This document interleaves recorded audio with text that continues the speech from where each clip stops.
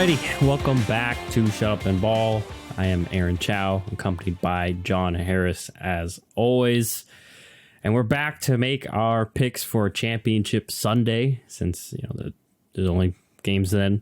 So we'll dive right into that in a second. As per usual, if you're watching on YouTube, like, comment, subscribe. And then if you're listening via any podcast medium, rate, review there as well, por favor. But anyhow, we're going to be doing that and maybe sharing some thoughts and reactions to / predictions. Look back at a couple of I don't want to say preseason, but the predictions we made prior to the season about some of the awards, MVP, Coach of the Year, maybe Comeback Player of the Year. But anyhow, let's get right into the picks. As I think we alluded to it last podcast, the dream is dead for John. We did allude to it. You mentioned it. You unfortunately went 1-3, which going into the week you were 7 games behind. So that there's not enough games left. John ran out of time, ran out of games here. So from here on out, you'll probably get our true analysis as John was trying to mount a comeback. Just last week. There was only 3 games last week that I was influenced because of the spread or the competition. Anyway. Yes. And so, anyhow, let's dive right into those championship games. Enough for the dilly-dallying. Dive into the first one, the NFC Championship. It's going to be the Philadelphia Eagles at Philadelphia. They are favored by 2.5, hosting the San Francisco 49ers. Trying to see here. I don't see any notable injuries. I will say there's a preface. I feel like for both games as a whole, I know obviously there's next game we'll talk about one injury that's concerning, but as a whole, no glaring injuries, like guys that are completely ruled out for really either side here. So John, who are you leaning for the NFC representative in the Super Bowl? This one, I think compared to the AFC, because the AFC just had a lot more competitive teams that seemed viable from the start. Obviously, the Bills, the Chiefs, the Bengals, people, myself included, thought maybe the Chargers could make a run. I don't know. The AFC felt like there was a little bit more viability to where the NFC, it really felt like, all right, Eagles, Niners, if the Cowboys can pull off an upset, depending on who they face in that second round, maybe them, but for the most part, I would say a vast majority of people kind of saw this matchup coming. And I think it's going to be a really good one because I'm really looking forward to how these teams match up stylistically. We talk about the Eagles. They're, I believe, the best run offense in the entire league in terms of where they rank. And the Niners are the #1 run defense in the league. So we got an incredible offensive line and a very mobile quarterback and Miles Sanders and Boston Scott in that running back room going against that, staunted or vaunted Niners front seven. It's just going to be really interesting, and I'm looking forward to seeing it. And the same on the other side of the ball. We got a really dominant 49ers run game with all the weapons they have against the team who led the league in sacks. I just feel like stylistically, these teams are both so similar in certain ways and also so different that it's going to be really exciting.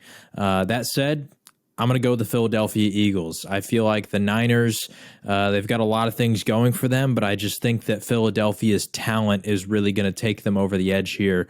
And that's not to say the Niners are not talented by any means, but I look at a few key areas because I think both these teams, like I said, are very similar, both elite offensive lines, both elite defensive lines, great weapons at wide receiver for both teams.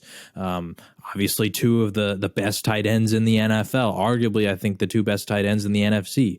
I can't think of any of the other guys off the top of my head because Andrews, Kelsey, they're all in the AFC. Waller. Anyway, so very similar in those regards. But I think that the difference makers for me for Philadelphia are I like Jalen Hurts more than I like Brock Purdy. I think that when it comes down to it, I believe in Jalen Hurts' ability to make plays when things aren't going right. I think his mobility is going to be a big key here. And just for the record, guys, for anyone who also doesn't know and is maybe listening for the first time, I'm a Cowboys fan. So this is tough for me to say, but I think that, the Eagles are just in a really good spot here with that advantage at quarterback. And I also like their corners a little bit more. That's not to say the Niners have bad corners because they have very good corners, but I think that Darius Slay and James Bradbury, I just think that them and Jalen Hurts, those 3 guys, I could see them making that extra oomph, that little bit of a whatever it takes to get over the edge, get them that field goal to, secure the win by getting a late interception, or Jalen Hurts on a 3rd and 15 can just make something happen with his legs. I just feel like those guys are going to be the ones who can step up and make the plays to where on the rest of the field we see, and that's not to say these other guys aren't going to make plays, because AJ Brown, Hassan Reddick's having an amazing year. They got a lot of playmakers. But in terms of like on the other side of the ball, I don't think the Niners playmakers at cornerback and then Brock Purdy will be able to match the plays that Jalen Hurts and Bradbury and Slay are going to make. So I'm going with the Philadelphia Eagles, as much as it pains me. Honestly, this is a lose-lose situation because I hate the Eagles and the Niners just beat my team. If I had to pick a team that I'd rather go, I would much rather see the Niners succeed. But I don't know. I just got this feeling that for the Eagles, at least coming out of the NFC, this feels like their year. Yeah, this is a very tough game to pick. I already mentioned pretty much everything I was going to. I want to add to like Philly number 2 defense and San Francisco number 1, like you said. So it is very tough to pick. And like I said, like you already broke down, sometimes comes down to matchups. I'm going with San Fran. I'm kind of happy to have the spread here. Gosh, if I had to pick who I think is going to win, right now I'm just leaning towards San Francisco. Main reason is especially if San Francisco's defense takes away Philly's run offense, the read option, I think they can be able to do that with that front four, and especially those linebackers. You mentioned it before, a little bit of a concern. Can Jalen Hurts, throw over the middle of the field? I know, he's still multiple weeks removed from that shoulder injury, but who knows if it's still affecting him. And I just... because of their run offense, how dominant the run game is for Philly, I just don't feel that their passing offense can be complex enough to carry them, especially against the number 1 defense in the league. So, yeah, and once again, I'm like nitpicking here. This is, and then on the flip side, if San Francisco can't run the ball, we've seen they can find ways to make plays via Kyle Shanahan and his passing game, find ways to get their playmakers a ball, generate offense. We've seen, I know I mentioned last podcast, we've seen a couple times, Philly get run on early in the year. Granted, they were missing pieces, guys are out. So, but if someone can figure out how to kind of expose, some of their alignments and formations, it's going to be Kyle Shanahan. And I think the other point really I want to make, going back to Philly's offense, maybe a concern, not once again, really nitpicking here. Lane Dixon, I know he returned last week with an injury, but who knows, if he's going to be 100%. And obviously Lane Johnson, although Lane Johnson looked fine, especially in the second half last week, but he'll be going up against those pass rushers. And then, another point to why I kind of like San Francisco, especially on the offensive side of the ball. Philly does tend to be a little simplistic at times. Remember last year, that was a real bad issue, but they're, like you said, they're really talented, so sometimes it doesn't matter if they are simple. They got great, like you said, great corners, pretty solid safeties, and we all know they have a great front four and good depth in terms of that too. They have multiple different guys they can throw at you for different situations. But yeah, I'm rolling with San Francisco. I think it's gonna be a close game, but I wouldn't be shocked if they pull through somehow. And Philadelphia, I think they like to ride the underdog mantra, but them being favored and such, once again nitpicking here, they may not just have enough juice. You know what I mean? Because that's what fueled the last Super Bowl run, was they had the dogs. You know what I mean? The dog max, the underdogs. So. Because last Super Bowl run, I can't remember what, there was a specific round that they were the betting underdog by like 1 point, which in the betting world is not an underdog. And also that was because they were on the road, but like, I think they were like 13-3 that year or something. Yes. And whatever team they faced had a worse record. And so it's like, they built into their minds that they were the underdog, but they really weren't. And I want to say it was Atlanta, because I know they played Atlanta that playoff run. It probably was the Falcons. That was a close game. And then I think they blew out the Vikings. Did they play the Vikings in the conference? Who did they play in the conference? They did. That was the year that they just destroyed them. I know the Vikings. It wasn't even I feel close. like there's a team I forgot, but maybe they were the 1 seeds. They had the bye, so they only had to play those 2 teams. I feel like I don't even know if they were the to 1 get seed. in. I think anyway, they may have been a year, they may have been a 2 seed regardless, but like they had a bye week. That was before this. So that's probably why I'm only remembering 2 games before they had to play Super Bowl 1. But anyhow, I just don't feel like they have that whole wave. That recent Super Bowl, there isn't as much desperation and, different motivations for them as well. San Francisco, at some point, I feel like Kyle Shanahan, he probably has to know, they all have to feel like, okay, like we've been to this song and dance so many times. We're one game away from the Super Bowl. We still haven't even won one.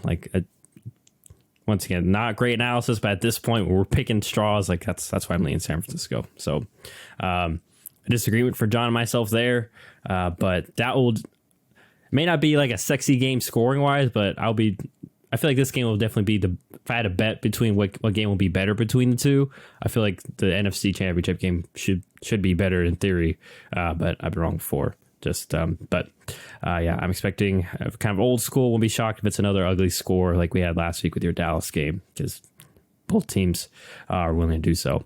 But anyhow, let's go over to the AFC Championship game, and it is between the Cincinnati Bengals. They are favored by 1.5 going to Kansas City. Kansas City, the rare home underdog, but obviously, like John mentioned, it is because of Patrick Mahomes dealing with that high ankle sprain. All accounts looks like he said he's going to play through it. Andy Reid said so. Looks like he practiced today. I think the only other huge notable injury I'm seeing for Kansas City, at least, Mecole Hardman is, he's still kind of working his way back from his injury. And I'll check in a second for the Bengals. I'm assuming Jonah Williams is out still, and I'll check on Alex Kappa. But anyhow, your thoughts, predictions for the AFC Championship, John? This game, it's just such a tough pick because the Mahomes thing.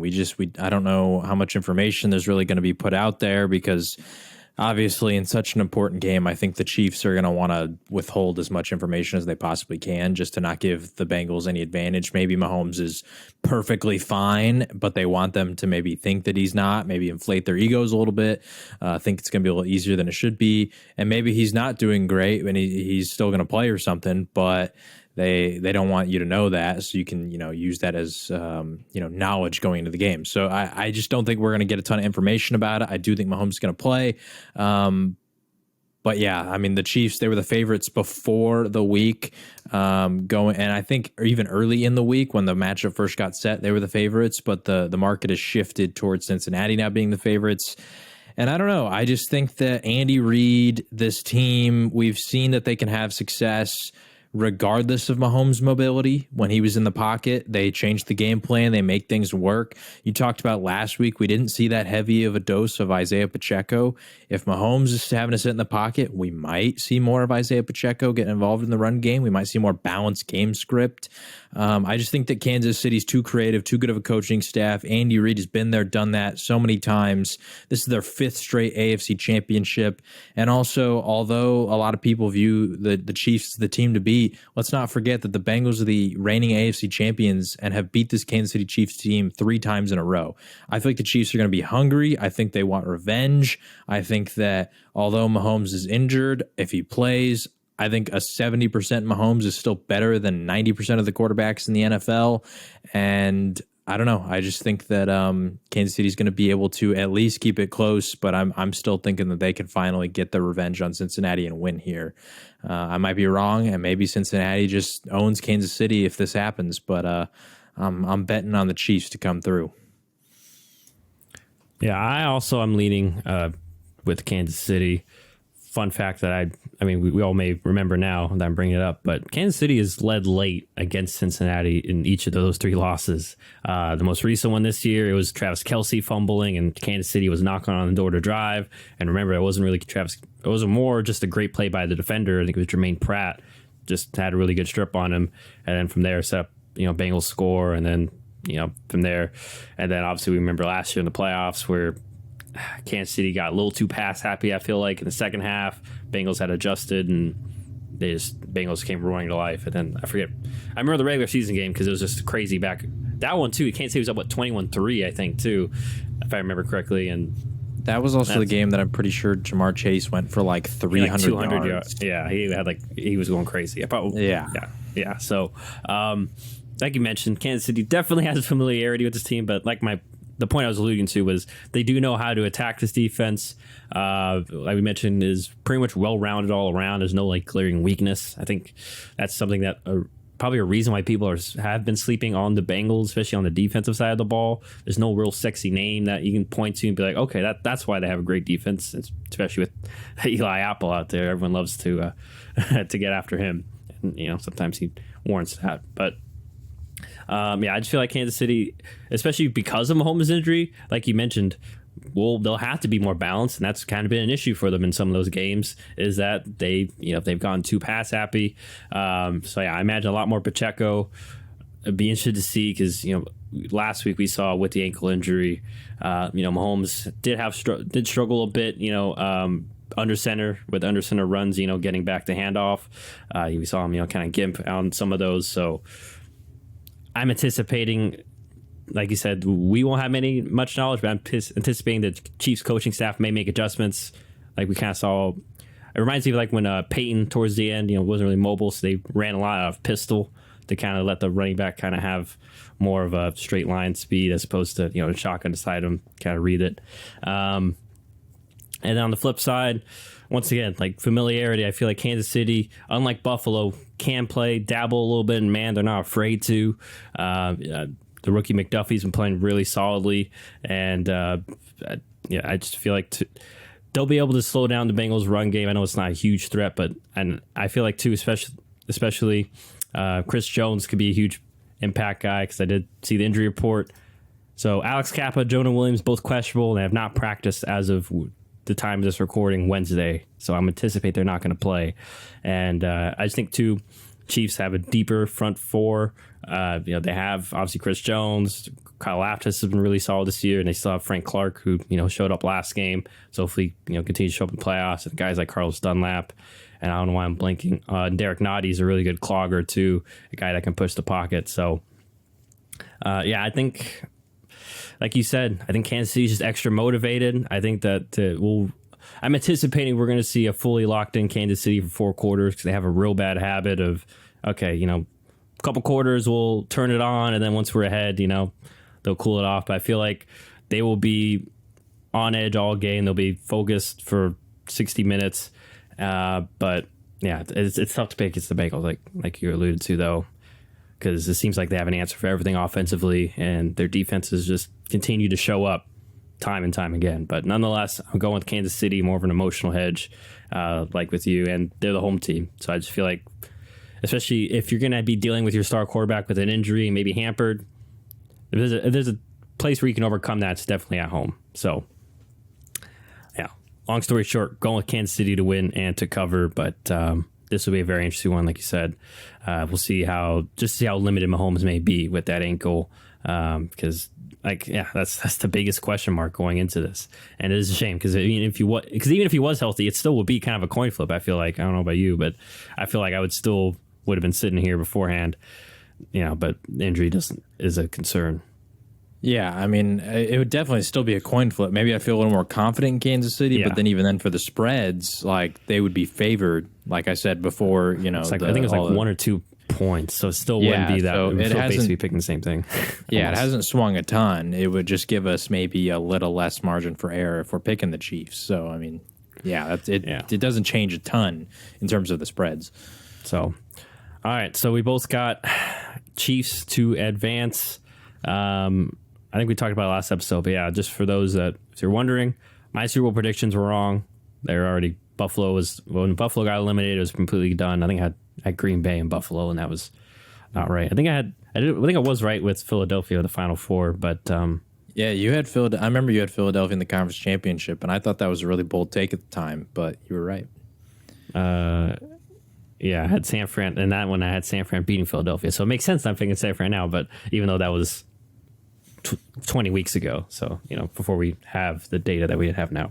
But anyway, speaking of our season predictions prior to the year, kind of want to get into have a couple conversations because we talked MVP a couple times just for this year, but this is one of those rare years I feel like where and correct me if I'm wrong, John, I just don't feel like there's a consensus like, okay, like this is probably most like, most years like, okay, it's gonna be Aaron Rodgers or Lamar year or even Mahomes. This year doesn't feel like that way. I'll read off the finalists that the NFL has named for the MVP. It's Joe Burrow, Patrick Mahomes, Jalen Hurts, Josh Allen, and Justin Jefferson. So great of them to include a non-quarterback because basically it's become a quarterback's award. So yeah, gosh, it's really tough. Do you have anyone that kind of speaks out to you, or maybe you're like, okay, is you feel confident is going to be the winner of the MVP award? I'm kind of in a different viewpoint. I'm not sure how the general like media and all that stuff feel, but to me, it's Patrick Mahomes, and then everybody else is kind of far off. I thought Josh Allen had a really good chance for quite a bit of the year, but then they kind of hit that stretch towards the end of the season where he wasn't doing too great. I mean, like, you just look at the beginning of the year, the way he started, like 300 yards and 3 touchdowns, 300 yards and 4 touchdowns, 400 yards and 2 touchdowns, 400 yards and 4 touchdowns, 300 yards. Like, he was just putting up monster games. And then we look at the end of the year, he's got like the back half of the year, he's got 1, 2, 3, 4. Which one of those games was the Bengals game that didn't conclude? But 4 games under 200 yards. Like, he wasn't putting up those crazy stat lines. And he led the league in turnovers, I think, like fumbles and interceptions. So that doesn't help. Started to turn the ball over.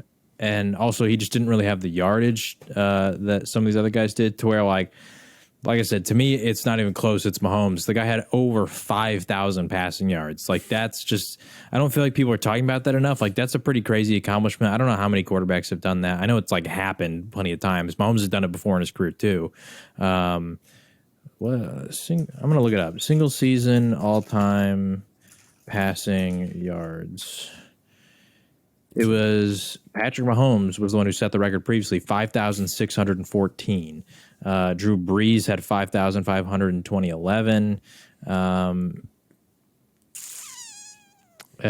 Mahomes has done it again. I'm trying to find the full list of all the people who've done it. I'd say, I'm sure Payne and Tom have been up there. Go ahead. Yeah, Peyton Manning has done it. Tom Brady has done it twice.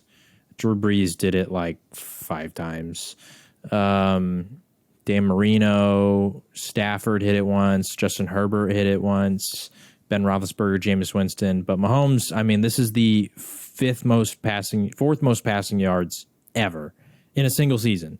And I don't feel like people are really talking about that. I don't know. To me, that's just like such a crazy accomplishment that is kind of going under the rug. He also had 41 passing touchdowns. Like, to compare that, Joe Burrow had 35. Josh Allen had 35.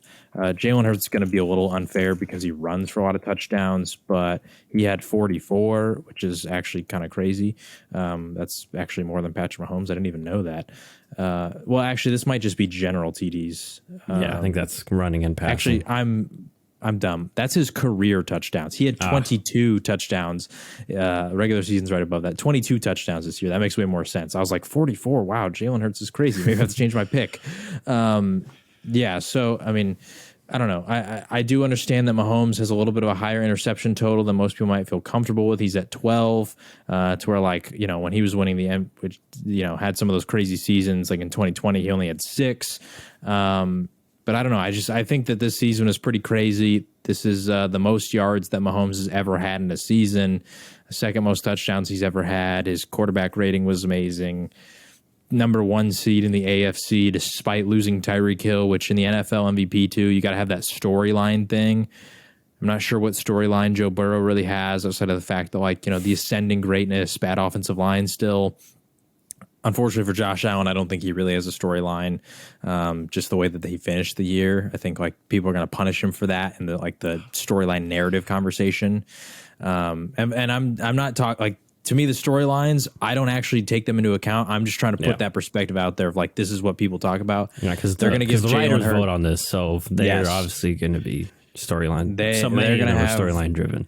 And I know they do because I remember, and this is at least an NBA thing, but I heard one of the NBA voters talk about like they voted for LeBron like 2 years ago because of like his age playing a factor and all this kind of stuff. And I was like, that shouldn't matter. It should just be how you played this year.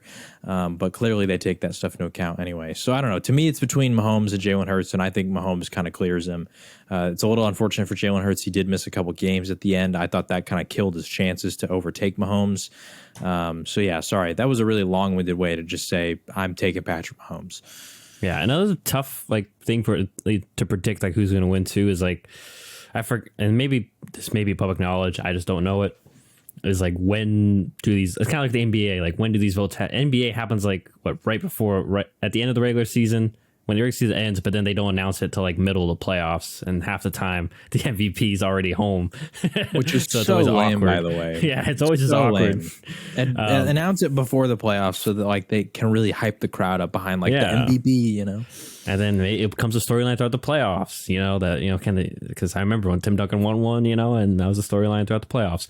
But yeah, I have the same thought process as you in regards to it. Probably Mahomes 1, Jalen Hurts 2. Doesn't really matter who's the rest. No disrespect to the rest of the list. I just want to throw out there in regards to the most valuable. If you're talking about the actual, like, okay, if you take this person away from the team and put in generic quarterback, I would have put in Josh Allen as filling that, just because they have no, like we mentioned, they just lost, no run game. It's really just him and Diggs. I know earlier in the season he was able to get other guys involved, but those guys kind of fell off. And but everyone wants to preface, he's got a really good defense, even though Jalen Hurts has the second best defense in the league. And, you know, Chiefs defense is pretty solid and Bengals defense pretty up there too. But, you know, and there's a reason those other three guys are still playing right now. But that's the only caveat I would throw in. But yeah, in regards to who had actually like really good performance, if you just want to do that, that's where I agree with you, Mahomes. I mean, like I mentioned, like we saw in the first 2 drives against Jacksonville. I mean, he was just when he's fully healthy and he's doing that stuff, is like I said last podcast, it just feels unstoppable. It's just amazing to watch. But like, I feel bad for like the other team because, like I said, can play perfect defenses and it just doesn't matter because he will make the perfect throw or the perfect play off script. And yeah, but yeah, I got no qualms with what you said, but I know there's going to definitely be some Bengals fans that'll have some qualms, and probably the one Minnesota fan wanting more respect for Justin Jefferson, who had an amazing year. But it's just, like I said, it's a quarterbacks, unless you, I think you have said this before, unless you like break a record like Adrian Peterson did, you're not gonna, and especially now, I feel like even then that's tough. You have to I feel like break it within the 16 game mark, because if Justin Jefferson broke it like in the 17th game, people wouldn't be like, oh, well, he got an extra game to break the record. So yeah, like on that, because if you're a Vikings fan and you want Justin Jefferson to win, I feel you, man. I wanted Derrick Henry to win when he had 2,000 yards. I thought Cooper Kupp deserved to win last year, but honestly, even just breaking a record, I don't even think that's good enough, because with Adrian Peterson too, I talked about the storyline and the narrative. Yeah, 8 months removed from an ACL tear, and he goes for 2,000 yards. He came 7 or 9. I was either 7 or 9 yards short of the all-time record, which I still will never forgive Leslie Frazier for taking him out of the game. I know they were going to the playoffs. Let the guy break the record, okay? There was like a minute left watching that game. Adrian Peterson's also my favorite player of all time, so I'm a little biased here, but let him break the record. But yeah, like you can't just break the record, because last year Cooper Kupp had statistically the greatest wide receiver season, and accomplishments-wise, the greatest wide receiver season of all time. He had the trifecta leading the league in the Triple Crown leading the league in receptions, yards, and touchdowns. He won the Super Bowl. He got a Super Bowl MVP. He was the second most receiving yards ever in a single season. Like, all these crazy things. I don't even think he was like top 3 in the voting. Like, just how it goes. It's just how it goes. It's a quarterback-driven league, so if you're a Justin Jefferson fan, I'm with you, man. I wish that other players could win it too, but it's a QB league. Yeah, that's unfortunate. But anyhow, so those are our thoughts on the MVP race. Now I'm not going to go over comeback player of the year, because I don't even know who's going to, because Geno technically was just a backup. He didn't come back from an injury. But anyhow, because it was Geno Smith, McCaffrey, Barkley. But I mean, that one feels like a toss-up. But I want to another race I want to get into is Coach of the Year, because it also feels like kind of like how we said about, just kind of give it to a quarterback for MVP. I feel like this one's like, all right, who had the best record? Unless like there is a storyline, like you mentioned. But the candidates are Nick Sirianni of the Eagles, Kyle Shanahan of the San Francisco 49ers, Brian Daboll of the New York Giants, Sean McDermott of the Buffalo Bills, which I'm a little bit surprised by, and Doug Peterson of the Jaguars. I'm just saying I was surprised by Sean McDermott just because, like, I mean, why isn't Andy Reid in there? I figured Sean McDermott would fall victim to voter fatigue, kind of like how, like I just said, Andy Reid already kind of has succumbed to. Yeah, where's the love for Zach Taylor though? Even though we got this Bengals as far. Anyhow, Pete Carroll too. I don't think Pete Carroll. Right? Like no one expected Pete Carroll, and then the Seahawks. That's a great shout in terms of like not someone left out. Like no, I remember we were saying like I said that is I predicted that the Seahawks would be definitely. I think I definitely put them in the contention for the number one pick overall. I thought they'd be terrible. And we were obviously wrong. So yeah, and I don't think anyone else was really outside of that building thought the same. So was there any other? I guess I mentioned Zach Taylor. You threw up Pete Carroll. I'm trying to think of any other coaches maybe left out. I mean, maybe that's pretty much it. I think is it Kevin O'Connell, right? The Vikings head coach. Yeah, I saw some people complain about Kevin O'Connell not being. I'm not gonna complain. I'm not gonna say like I'm just gonna like if we're doing the whole like turn around from this year to last year, I would have put him over Sean McDermott. I think he could be mentioned. I could see him being over McDermott, but a lot of those other names on there, Peterson, Daboll, Sirianni. We talked about Andy Reid, Pete. I don't know. There's just I could pick up 6-7 guys I would take over Kevin O'Connell personally. Yeah. Not to say anything against him. It's just like the whole point differential versus record thing just really gets me out of whack because it's like, would he be in the conversation if they had 8-9 wins, which is kind of where they should have been? Nah, probably not. If Buffalo didn't fumble the snap at the 1 yard line and some other, a few other, the Colts don't blow literally the most historic if the ball literally doesn't bounce a certain way a couple of times, their season would be completely different. Right. But in regards to the award itself, is there anyone where you feel like you have a strong feeling that they're going to win? Because I have one where I'm leaning towards. I've heard, I don't have a strong feeling of who's going to win. I feel like, because it's tough, right? Because with Coach of the Year, it's either the guy with the best record, which once again goes to probably like Nick Sirianni. I think you'd give it to him. But then if you want to go narrative storylines, like I don't feel like the Eagles really have like a storyline kind of a thing. Because they were a playoff team last year. They're ascending. It just feels kind of like the natural thing. Also, but a lot of people kind of correctly predicted that they would win the division. Like that was kind of a thing that at least I at first was not super like. I didn't pick them to win the division, but a lot of people correctly did that. Like that swung the last like month before the season started. So it seems like a lot of people knew this was happening. To where I'm in the Coach of the Year conversation personally, I'm a big sucker for storylines, and so I don't know if he's going to win. But to me, it's Doug Peterson.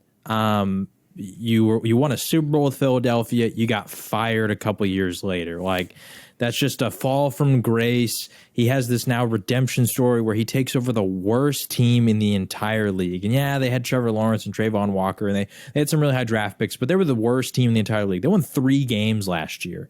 I think last year they won like 2 in the first 5 weeks or something under Urban Meyer, and then just collapsed, like just lost everything after that crazy losing streak. So they were the worst team in the league last year, and then they win the division. They make the playoffs.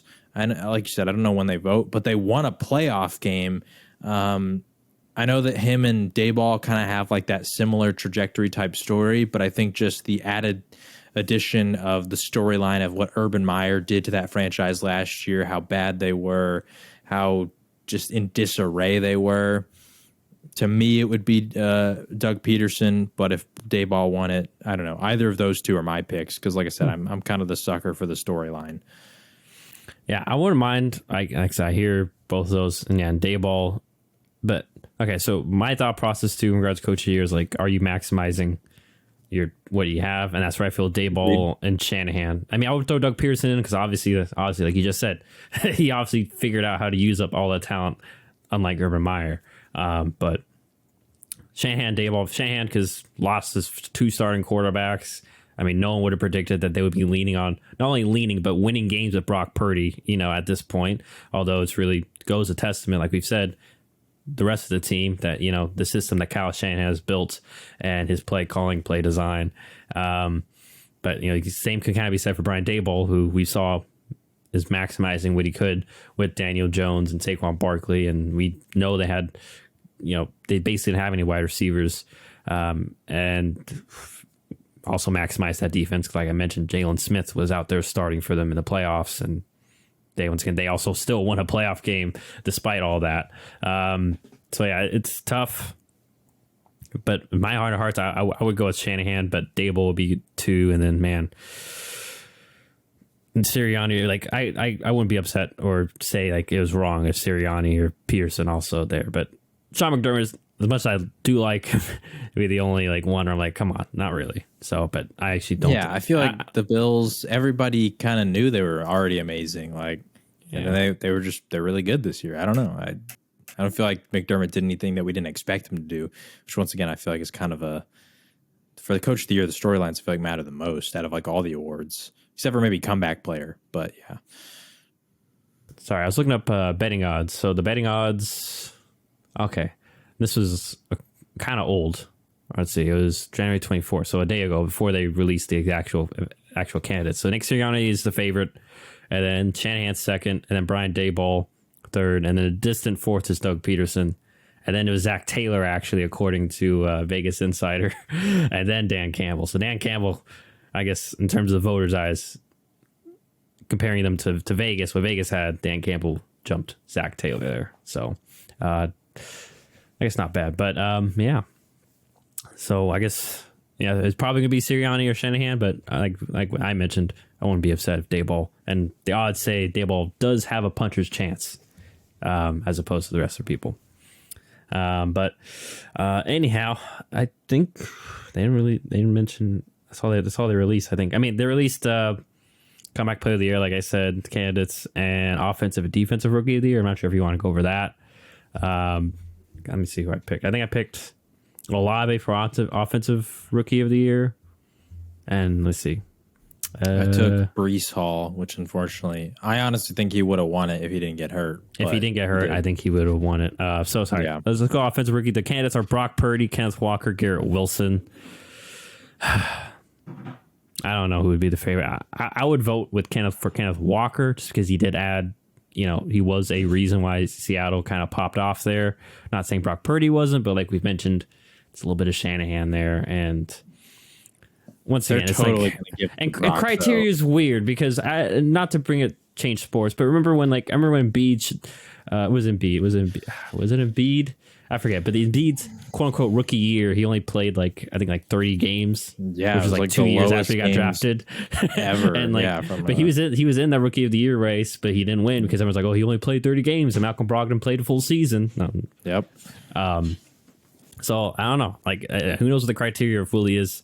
And yeah, Garrett Wilson was good and had good moments, but good stat wise. But I mean, I think it's tough for all three because you could make a case against all of them, right? Like Brock Purdy didn't play a ton of the year, and I'm not sure he was really the reason. Oh, I'm sure he was not the reason for most of their success. Not to take anything away from him, he's a rookie once again. Garrett Wilson, wasn't super consistent, but then there's all the quarterback things that were going on that we can maybe benefit him. But and then Kenneth Walker was really good, but there were some inefficient stretches there. I don't know. I think they're going to give it to Brock Purdy because QB bias, but I'd be fine with either Walker or Garrett Wilson winning, to be honest.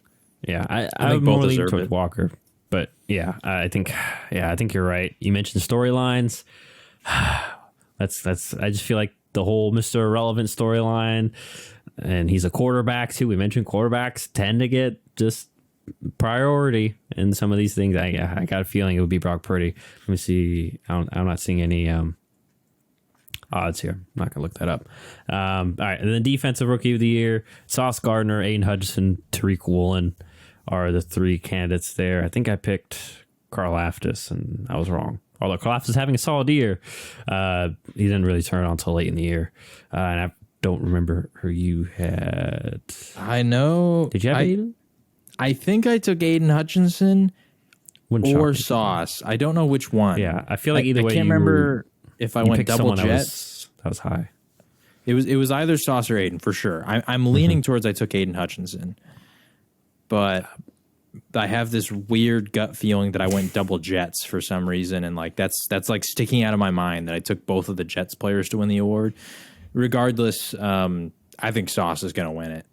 Really? I mean, Okay. I could be wrong on this, but I feel like there's just kind of between him and Tariq Woolen. I thought that Sauce had the more impressive year personally. I think Tariq was amazing, but I think that Sauce to me got the added benefit of like he went against a lot of really elite receivers and like had amazing performances when it came to shutting them down. So I would pick Sauce, but I think all three are super great candidates. Like this Yeah. feels like the most competitive of all the awards. Yeah, it definitely does. Like this is the first time I can say like I really don't mind who wins out of the three. All are Agreed. deserving. Woolen, especially, you talk about storyline driven. Once again, he was not a first round pick compared to these two guys. These guys are true. number 2 and number 4. So there's that added. So personally, I will say I will admit I am rooting for Woolen to win it a little bit more than the other guys. He did go to UTSA, so that would be nice. But yeah, regardless, Aiden Hudson did, especially late in the year, turned on. He even got multiple interceptions. And then, like you mentioned, Sauce definitely had the pedigree in terms of went up against a lot of high-level guys. And like Tariq Woolen was on a team. Yes, they didn't make the playoffs, but was playing, critical football late in the year, important football. And so was Aiden. So, yeah, really all these guys, too. Now I'm realizing that all of them were playing meaningful games late in the season, too. So it's not like they got... week 18, they padded their stats, or week 17, they padded their stats against some team because, they're out of the playoff race. So, yeah, man, that will be interesting between those three. And that's it. I mean, I don't want, unless you want to talk comeback player of the year, but that's, once again, I feel like that was, talk defensive player of the year. do you see the candidates? I'm not seeing. I don't know if missing they've it. released the candidates, but This I one would feels assume like it's, to Go me, ahead. the candidates would be Nick Bosa, Micah Parsons, and Chris Jones. That would be the candidates to me. I'm not sure how many there are. I would also throw in Hassan Reddick, like you mentioned. 'Cause Hassan he Reddick's was- probably in he there. was Yeah, I up don't know how there. many candidates they put. He'd Yeah, I probably be don't in know. there. I feel like that's one where Bosa runs away with, just personally. Leading sack. I feel like it always once again goes to the leading guy in sacks, and he did lead the league in sacks. I do see Who defensive would player you of the year. pick? I'm Because sorry. I agree. Oh, you have the finals. It's yeah, Micah, Nick, Bosa, and Chris Jones. Okay, yeah, because I remember I saw a tweet from Hassan Reddick. He was very upset that he was not included here. Which To be fair, once again, when we talk understandable. about the storyline thing, there's two other players on that defense that had double-digit sacks, and it sucks. But like voters, they use that stuff against you. Like that's just how it unfortunately goes. And I will say too, sorry, just a caveat too for comeback player of the year. I know I said I didn't want to talk about it, but I'm a little bit. I saw a tweet and I would agree with it. A little bit upset that Brandon Graham didn't get included. He had, I think, 11 or 12 sacks coming off a knee injury and at 30 something years old. Just saying, That's offensive bias right there. it's offensive bias. Because But, it was what, like Saquon, Gino, and McCaffrey or something? Was that Yeah. the three? Yeah. yeah, and then once again, like Gino played last year, but I guess you can call him comeback. Yeah, but because he went from backup to starter, I guess. But he was back. He played 3 games. I don't know. he I played was a also couple games confused. last year too. Yeah, I I remember don't that. understand what the comeback like. I thought it was just people who came back from injury. From But I guess injury, it's also yeah, like 'cause- you return to the starting lineup qualifies now too. I don't know. All right, so my pick was Myles Garrett for this beginning of the year. Obviously, that didn't pan out. But I had to pick between the three. If I'm using the similar criteria to like what I said about Josh Allen and the MVP one, like who actually was really valuable, I would say Chris Jones. But in terms of like statistics and performance, I would lean toward Nick Bosa. Although Micah and Chris Jones like a really close second.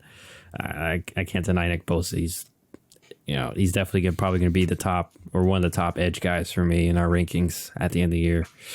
And I mean, yeah. And also, I know he didn't tear it last year, but 2 years removed from an ACL injury too.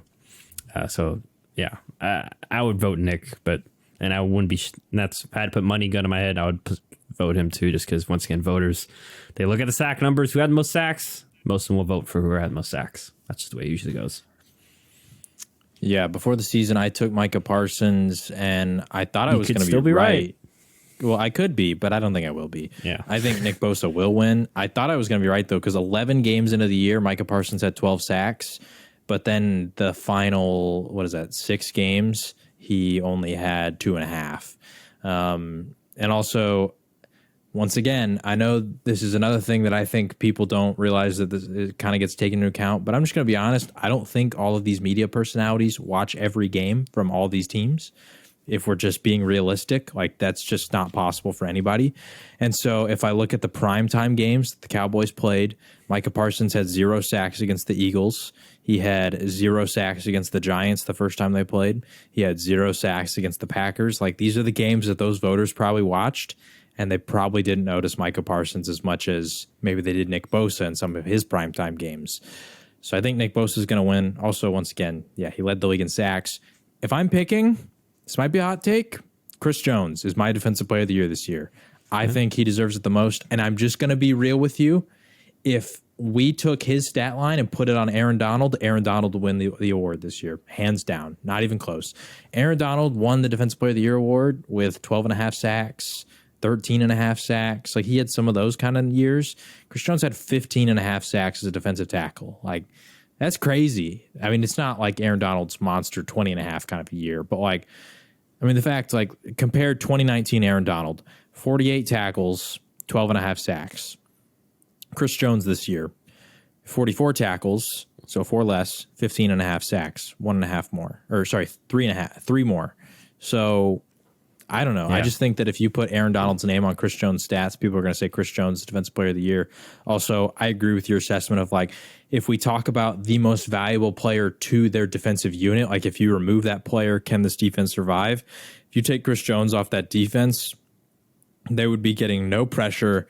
Their run defense would drop off a cliff. Like, what other impact players do they have on that defense? And that's, I mean, for the Niners, like it's just a reality. Like they got Fred Warner. He's an amazing linebacker, arguably the best in the league. For the Cowboys, DeMarcus Lawrence. He had the highest pass rush win rate on the entire year. He didn't lead the league in sacks. He wasn't like crazy high up there, but he was getting a lot of pressure. So they have other, Trayvon Diggs. Like they have a lot of other really high impact players. Jimmy Ward for the Niners.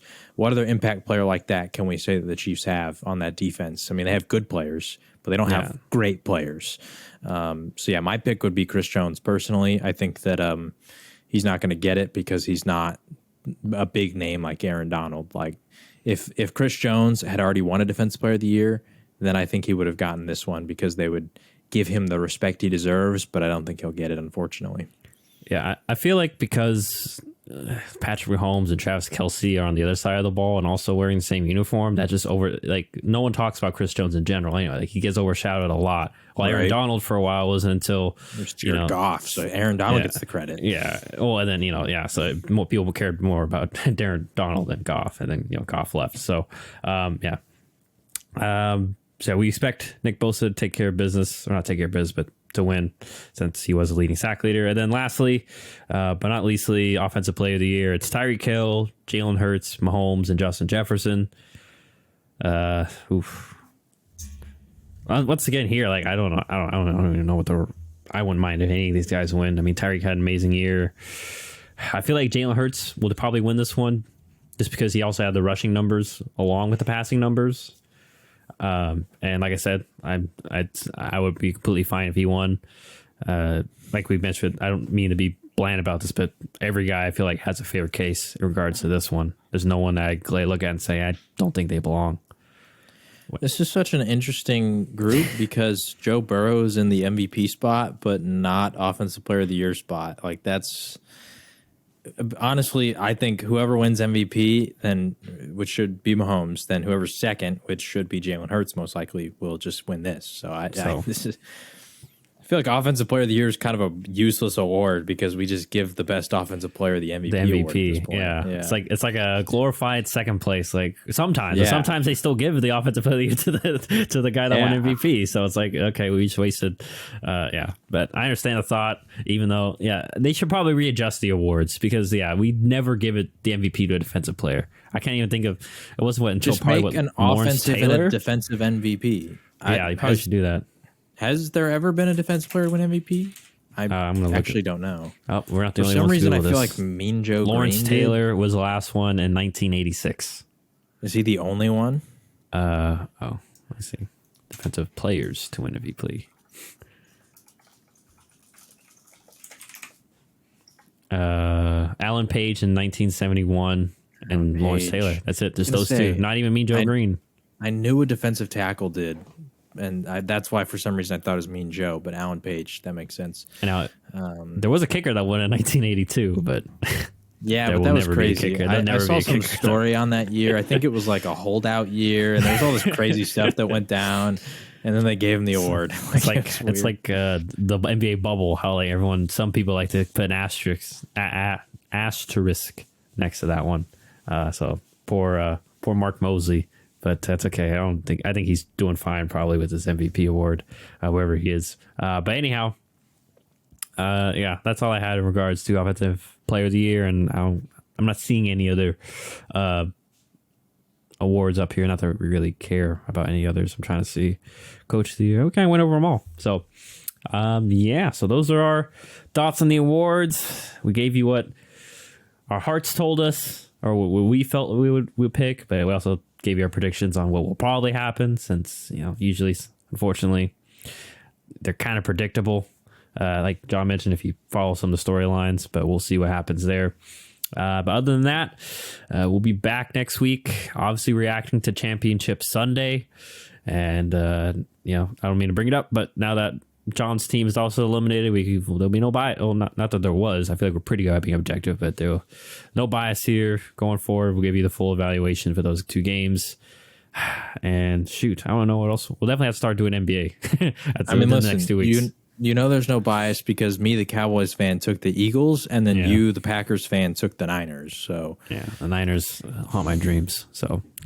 And yeah, last point for Kyle.